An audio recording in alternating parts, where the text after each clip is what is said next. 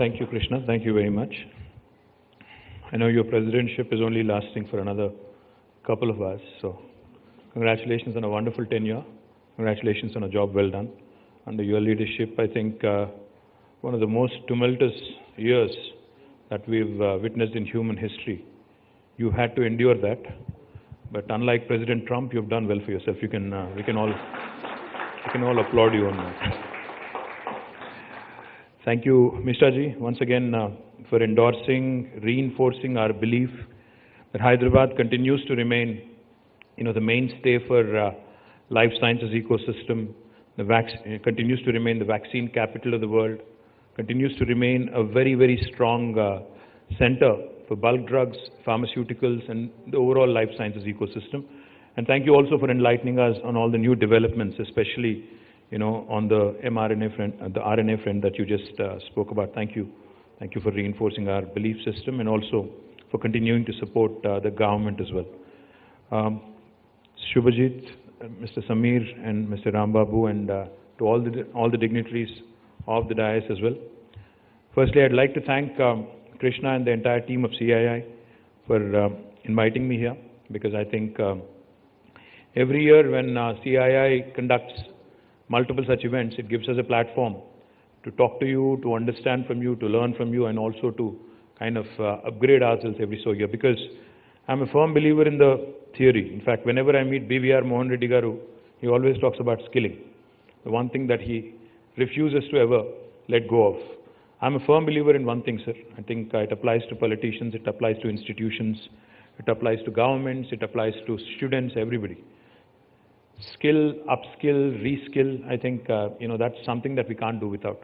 So every time I come here, I always learn something, I always pick up something, I always kind of try and, imbibe some of the positives and also some of the, drawbacks or limitations that get pointed out. In the last 6.5 years of Telangana's existence as a new state, I would say, of course, I have the fiduciary responsibility of only saying the good things. So therefore, I will blow my own trumpet and say we've done exceptionally well. In fact, when we started our journey about 6.5 years ago, I keep saying this, there were a lot of doubts on industrialization, the potential of Hyderabad, how the new government could do well, in the sense of ensuring that the momentum is continued. But within no time, within a very, very short span, in fact, today Telangana, wherever you go in the country, whoever you speak to, whichever industry house you speak to, without a question, remains one of the industry magnets, if investment magnets, if you ask me, in the entire country.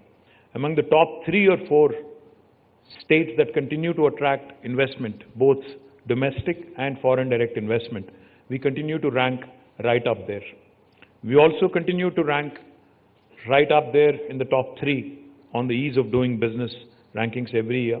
And we continue to also reform ourselves. We continue to also push the envelope when it comes to bringing about policy changes that are dictated and that are kind of dictated by the market and guided by industry bodies such as CII.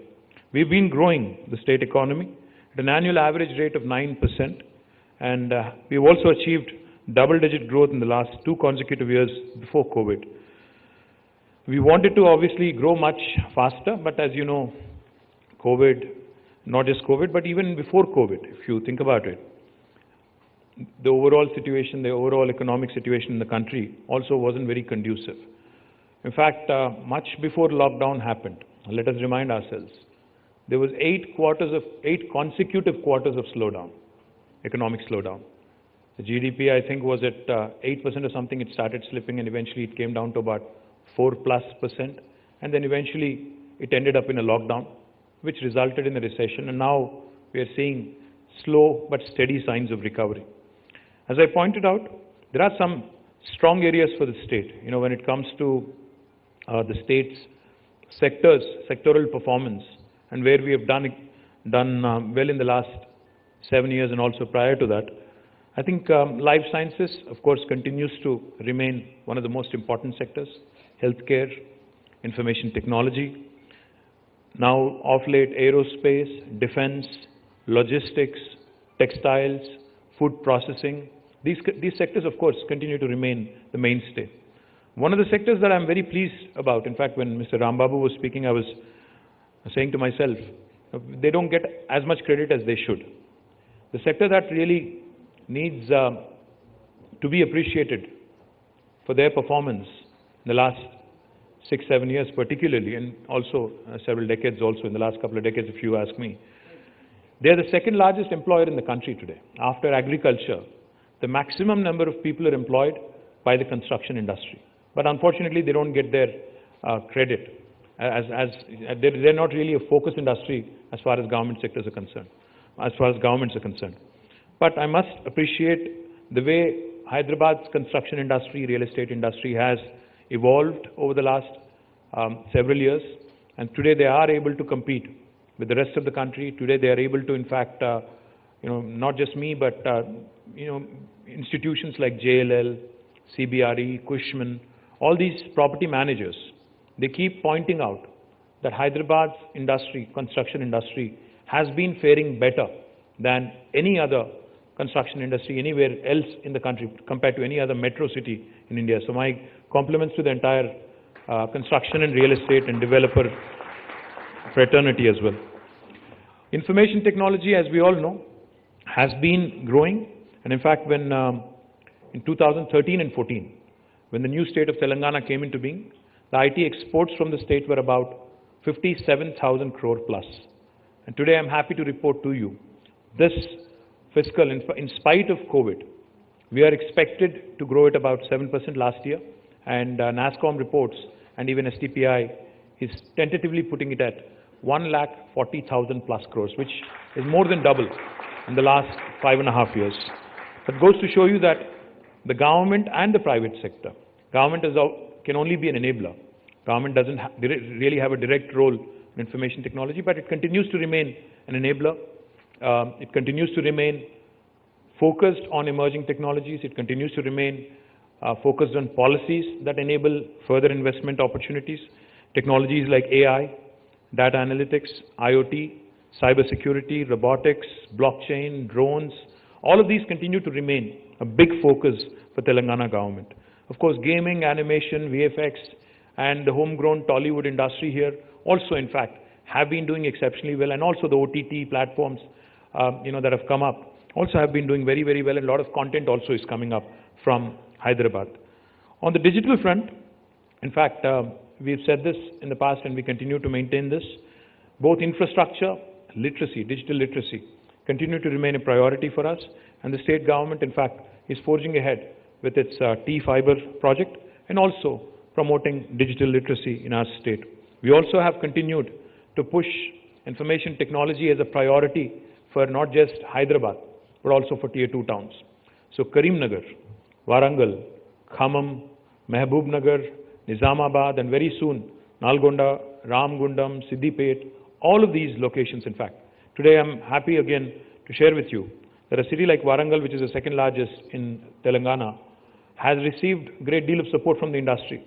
Cyient, a very prominent business house from Hyderabad, from Telangana, has agreed to our request, has opened a large development center in Warangal. My compliments to Mohan Reddy Garu and Krishna for that.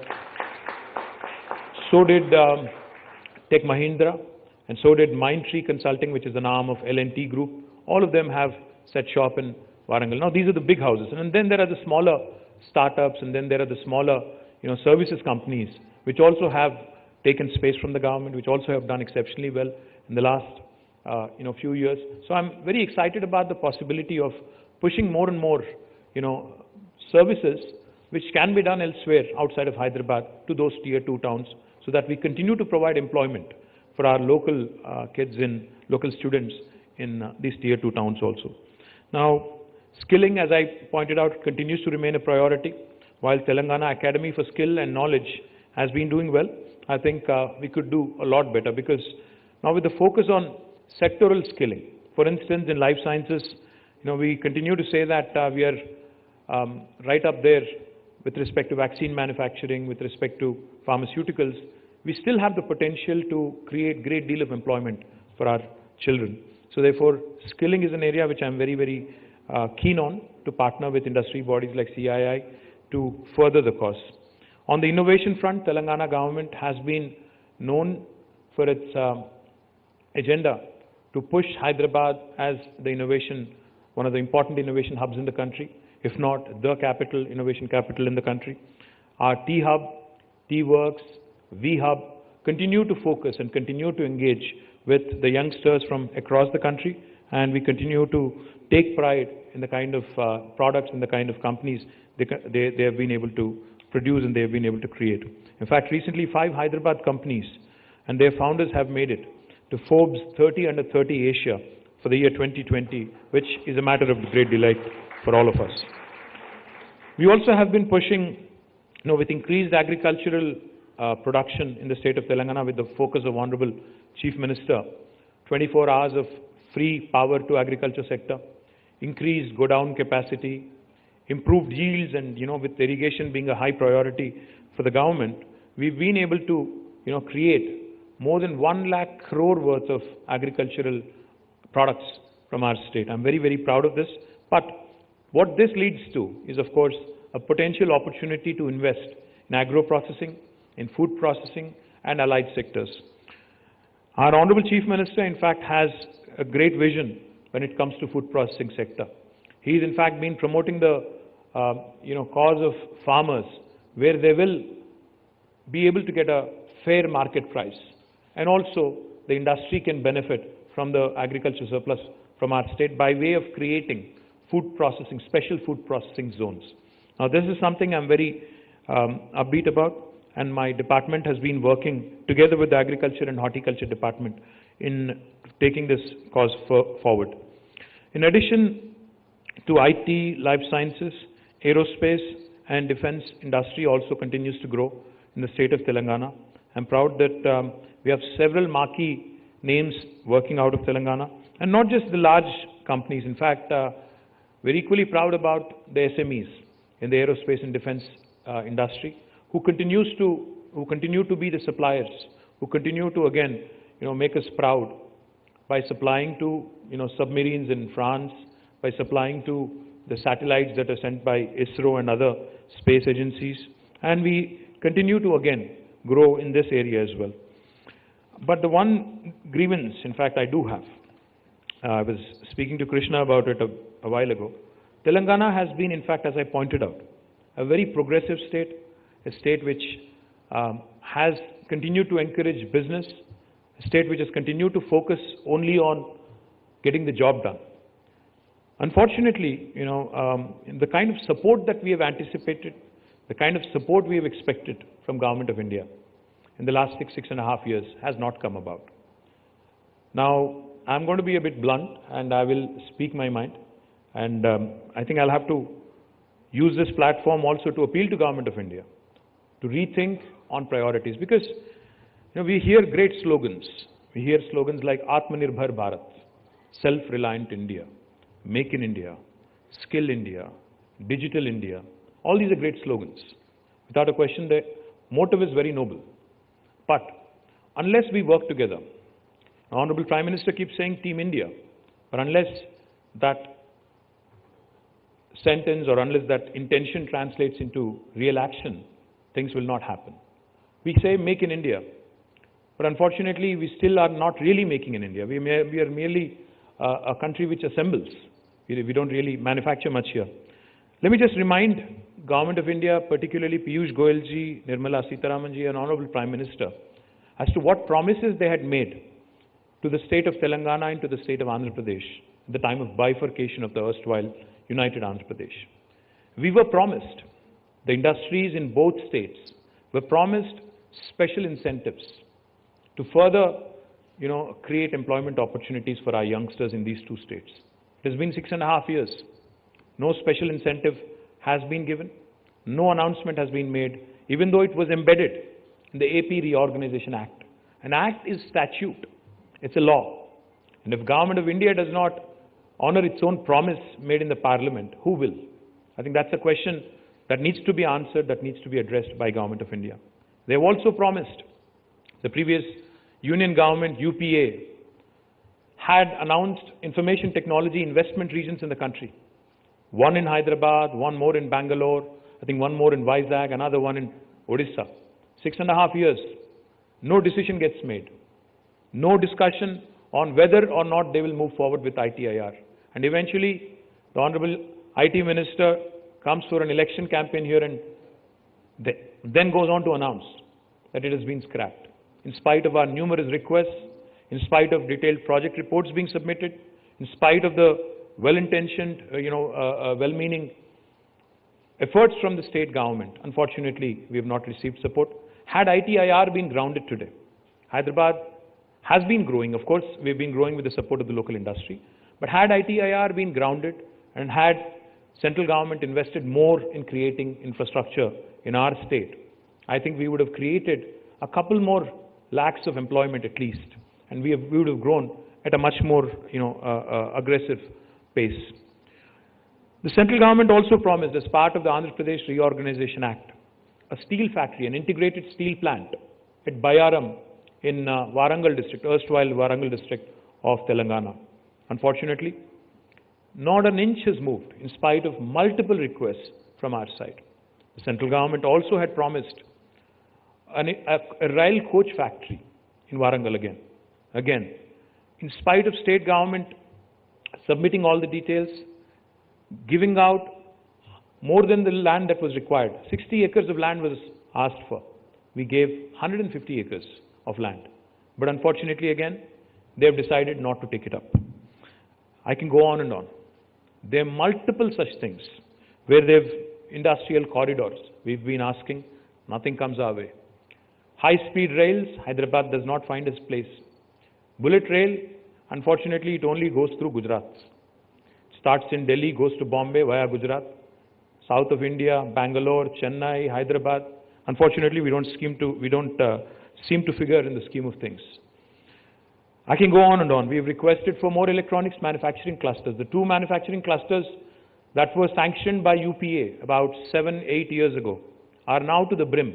We want more electronic manufacturing clusters. Make in India bolne se kuch nahi hota hai. Jagah bhi banana padta hai, but they don't sanction. I can go on and on. In fact, some things are so silly. See, India talks of competing with China and the large manufacturing countries in the world. How do you compete with China? Unless you achieve economies of scale, unless you think on scale, you cannot compete with a large manufacturing country like China. Classic example is, in the recently concluded BioAsia, I met with a medical devices manufacturer. So I was talking to this gentleman and I was asking him as to where he manufactures most of his products. He said, sir, I don't manufacture anything in India. I merely import them from China. I put my label, I sell them in the market. I said, why would you do that? He said, sir, it costs me more to manufacture here than to import. Simple as that. Our import duties are ridiculous.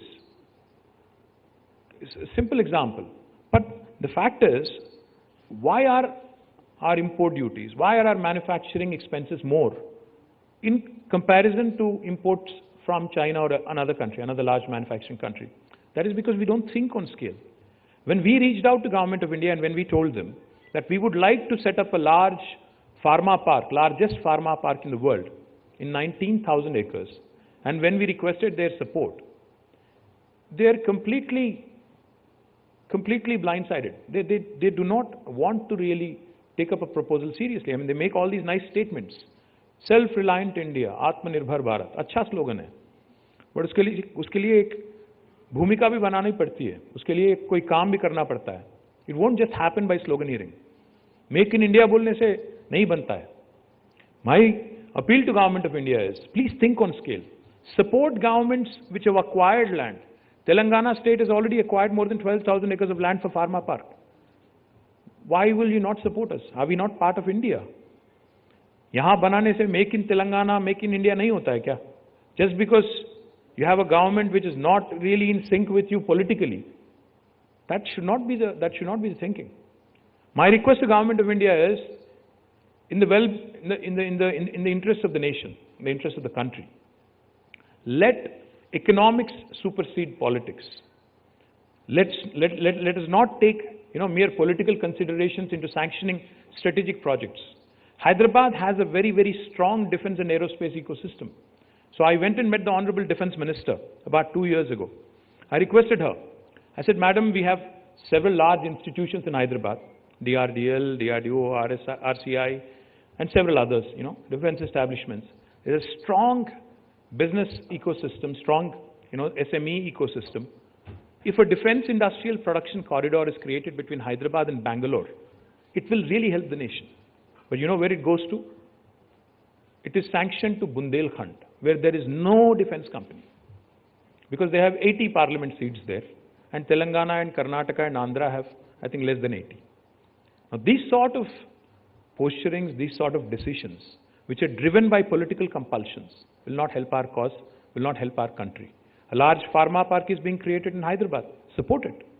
A large textile park is created, largest textile park in the country is created in Warangal. The state government has already done its bit. Support it.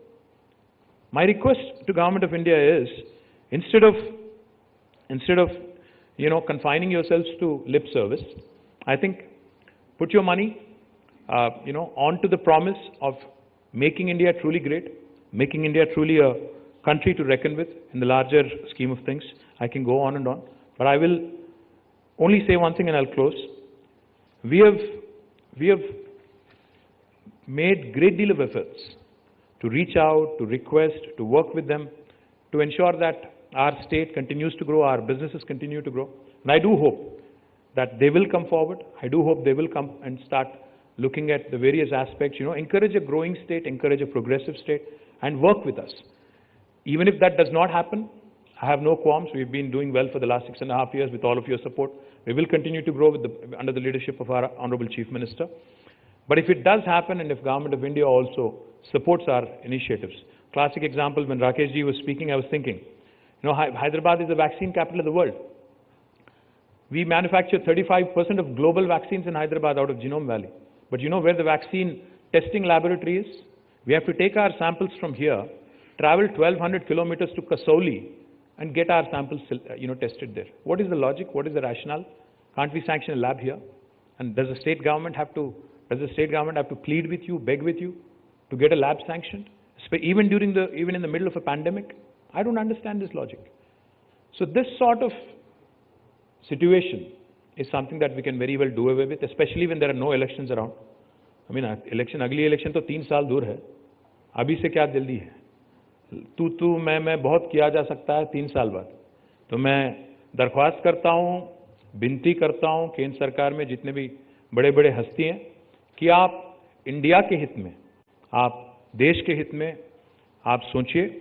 और हैदराबाद और तेलंगाना एक ऐसी जगह है जहां से अच्छे industrialist, अच्छे एंटरप्रेन्योर्स, बहुत सारे लोग उभर के आए हैं और बहुत सारा अच्छा काम यहां पे हो रहा है. थोड़ी सी अगर आपकी मदद मिल जाती है तो और भी हम तरक्की करेंगे, ये वादा आपसे करते हैं.